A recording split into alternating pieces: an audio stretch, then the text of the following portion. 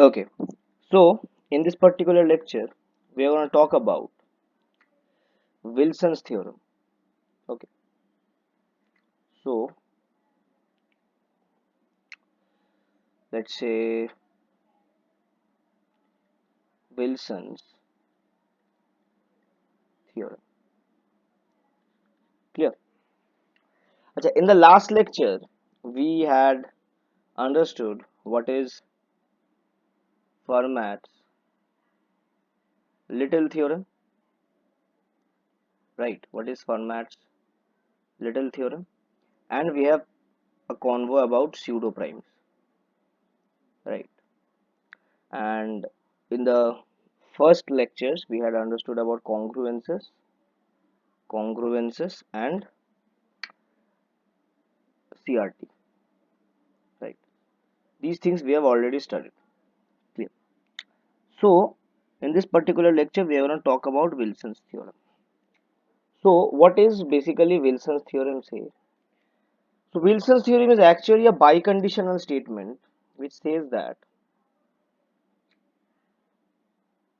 n minus 1 factorial is congruent to minus 1 mod n is biconditional to the fact n is prime. Clear? N is prime. What does this mean? So, this basically technically means that if n minus 1 factorial is congruent to minus 1 mod n, then n is prime, and if n is prime, n minus 1 factorial is congruent to minus 1 mod n. Clear? This is what Wilson's theorem speaks.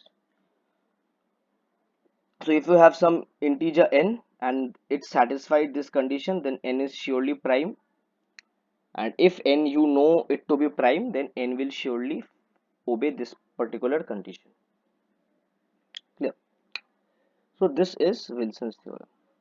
There is nothing much to say about Wilson's theorem. So this actually is technically all about Wilson's theorem, because you will be getting direct problems related to factorials of primes. Okay, and you can actually easily do it using Wilson's theorem without any problem. The only thing which should be discussed under Wilson's theorem is basically the understandings of quadratic congruences. Clear? The understandings of quadratic congruences. Okay. This is only the thing which is actually of importance, much importance. Okay. So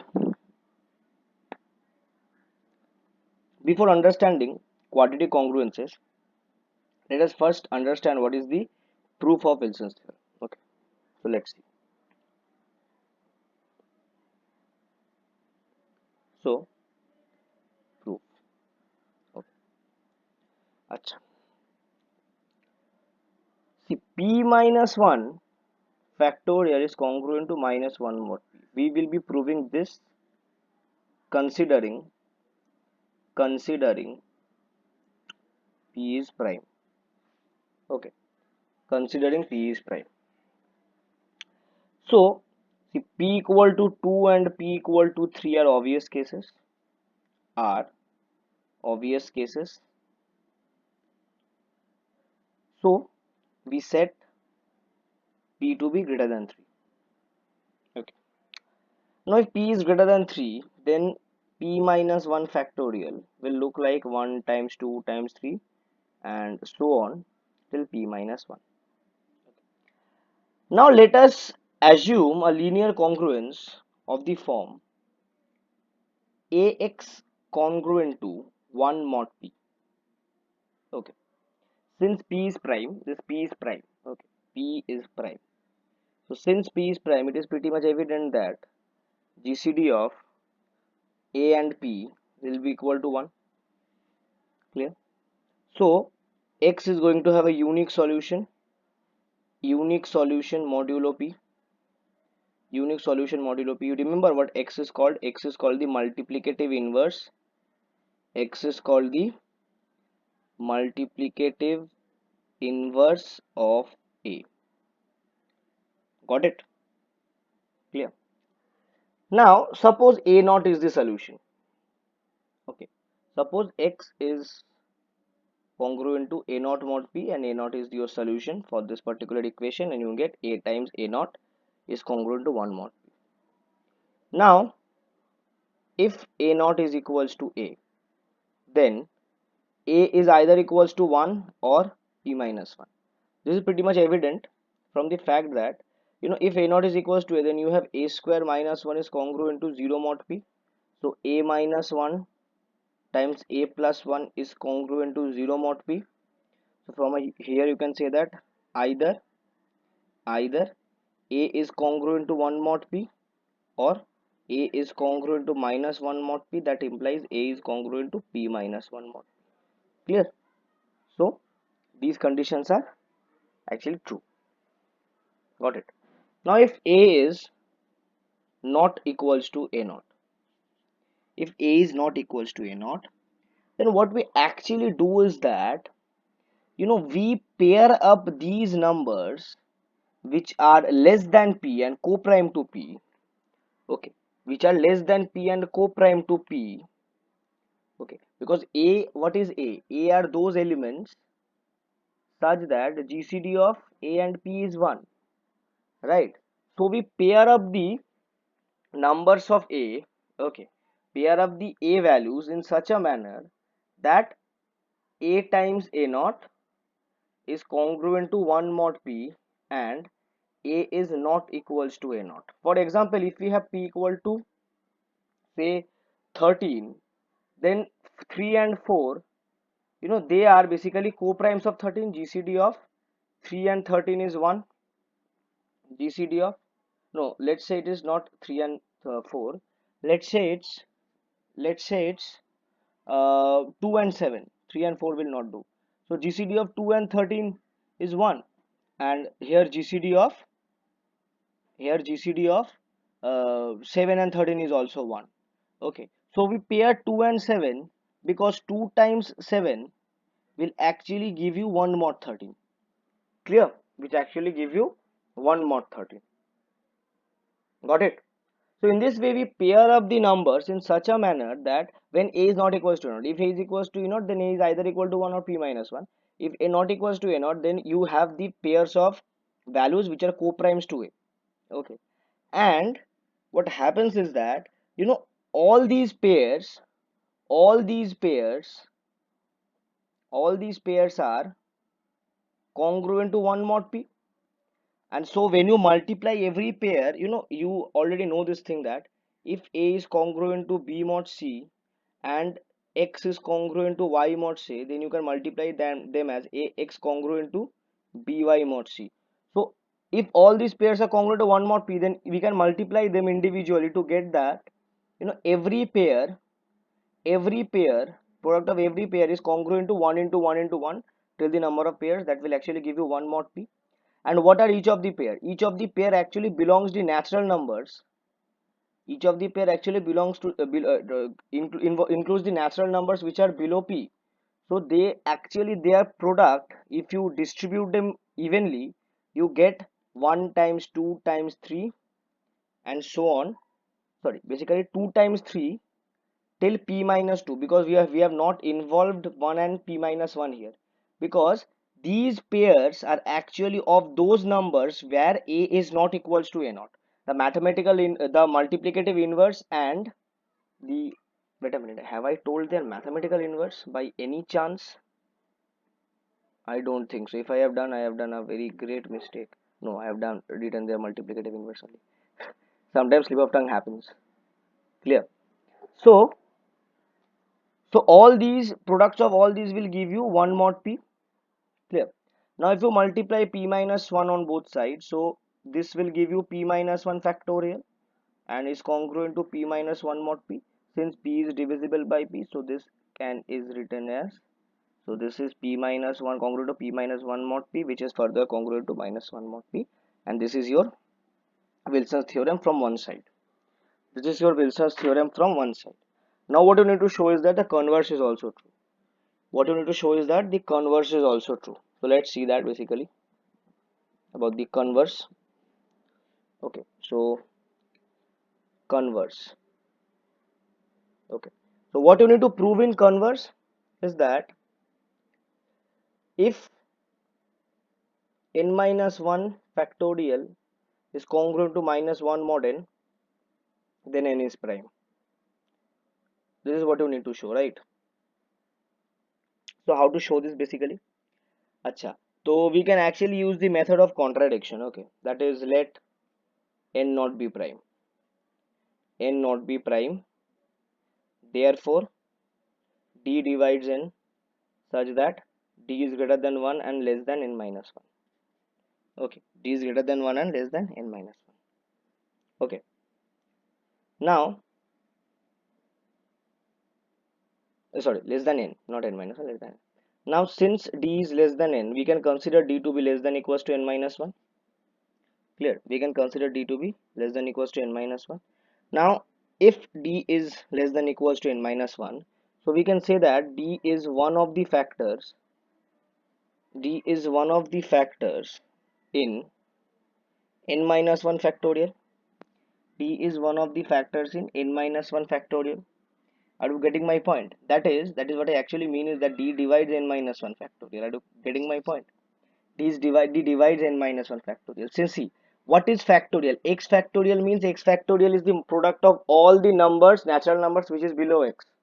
And d being a natural number and d being less than equals to n minus 1 as an integer, so d is surely one of the factors which, you know, acts as a product in the n minus 1 factorial case. So d will surely divide n minus 1 factorial.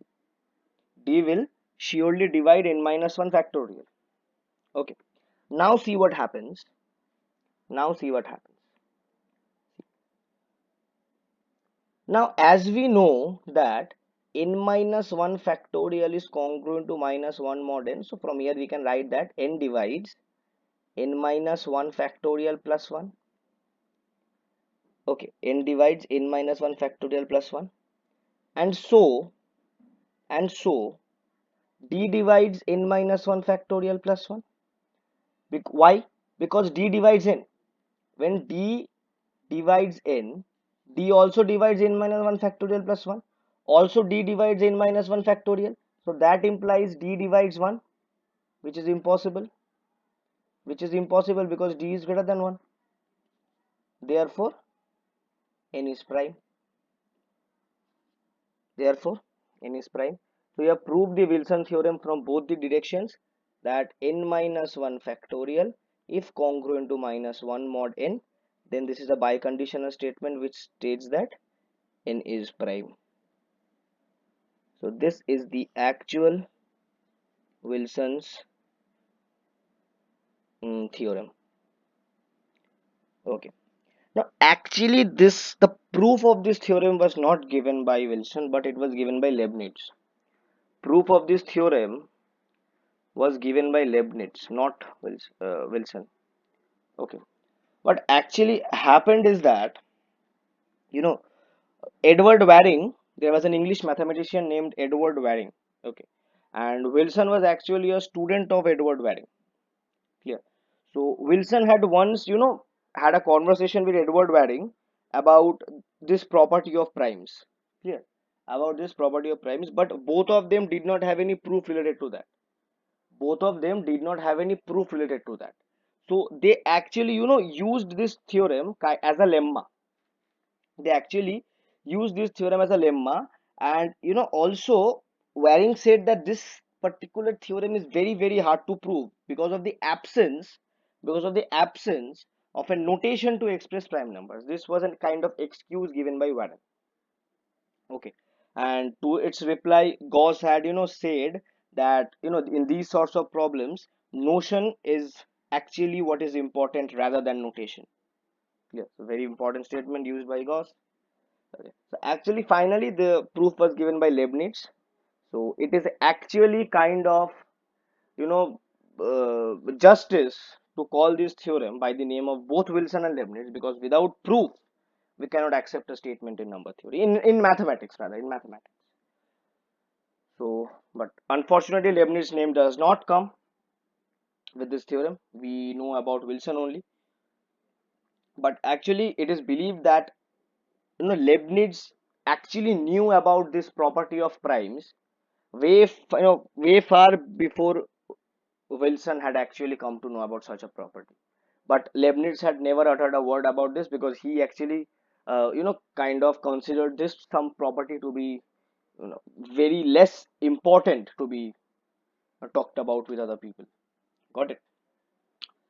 So this is some facts about Wilson theorem. Some boring facts, maybe some interesting facts, maybe depends on you people. Okay, so now we come to a very very important application of Wilson's theorem, which is actually about solving quadratic congruences. Okay, very very important thing.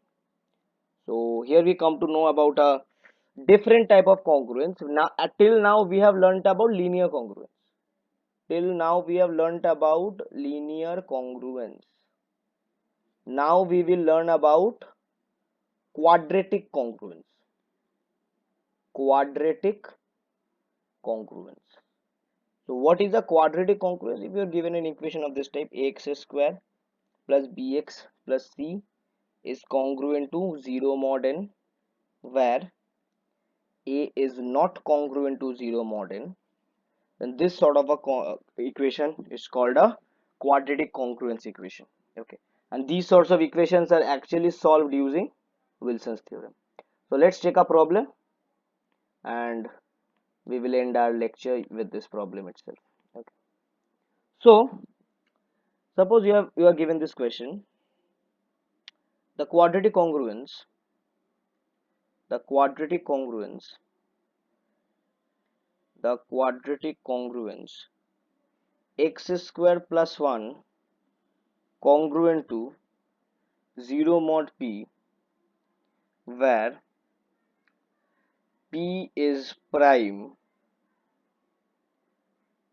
and p greater than 2, has a solution, has a solution if and only if p is congruent to 1 mod 4. Clear? So actually this is kind of, it seems to be easy, but what makes it tough is this biconditional statement, if and only if. You need to prove it from both sides. So let us first prove it by considering x square plus 1 is congruent to 0 mod p to be true. So given x square plus 1 is congruent to 0 mod p. So from here what you have, x square is congruent to minus 1 mod p. Clear? X square is congruent to minus 1 mod p. Now let, okay, so what next you are given that p is basically an odd prime. Okay, so now let's do one thing. Let's actually consider that let p equals to 4k plus 3 for k belonging to some positive integer including 0, let's say. Okay, acha. Now see, what we can do here is that we can actually show that x times 2, sorry, okay, x square to the power p minus 1 over 2 is congruent to p times minus 1 whole to the power p minus 1 over 2, raising both sides to the power p minus 1 over 2. Clear? Acha. So from here we get x to the power p minus 1 over 2, sorry, x to the power p minus 1 is congruent to minus 1 whole to the power p minus 1 over 2 mod p. Acha. Now since p is equals to 4k plus 3, p minus 1 by 2 is 2k plus 1, which is congruent to 1 mod 2, that is p minus 1 over 2 is odd. So if p minus 1 over 2 is odd, then we get that x to the power p minus 1 is congruent to minus 1 mod p. Now by Fermat's little theorem, x to the power p minus 1 is congruent to 1 mod p. X to the power p minus 1 is congruent to 1 mod p. So that implies 1 is congruent to minus 1 mod p, which is impossible. Okay. Therefore, p must be of the form 4k plus 1, because since p is odd, p can either be 4k plus 3 or 4k plus 1. So if it's not 4k plus 3, it's 4k plus 1, and that implies p is congruent to 1 mod 4. Okay, so the first portion is true, and during the first portion what we actually used is that Fermat's-Little theorem. Now we will prove the converse. Okay, so let's see what can we actually do using the converse. Okay, so let's do it with the blue pen. So converse. So in the converse, what we have? Okay, let's see.